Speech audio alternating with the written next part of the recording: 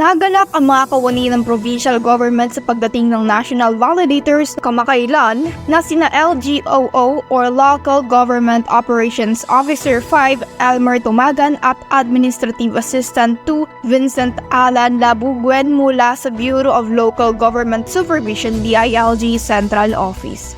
Kasama si Area Development Coordinator LGOO4 Amalin Colina, SGLG Regional Focal Person dito sa Provincial Capital para sa Seal of Good Local Governance. Ang SGLG isang prestiyosong pagkilala para sa mga lokal na pamahalaan na nagpapakita ng efficiency, accountability, and transparency sa kanilang pamamahala sa kanilang nasasakupan. Ito ay may iba't ibang kategorya na sumusuri sa mga iba't ibang aspeto ng pamamahala tulad ng kalusugan, kaligtasan, edukasyon, kaayusan, kapayapaan at iba pa. Nagbigay naman si Governor Ricardo Padilla ng pagbati sa Head of Office ng Pamahalaang Panlalawigan sa ipinapakita nitong kasigasigan sa pagsasakatuparan para makapaghatid ng mas maayos na serbisyo.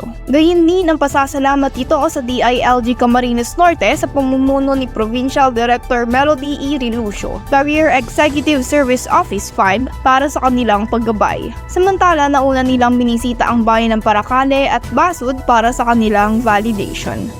Para sa totoo, Balitang Banwaan, Rona Vega, MBTV News.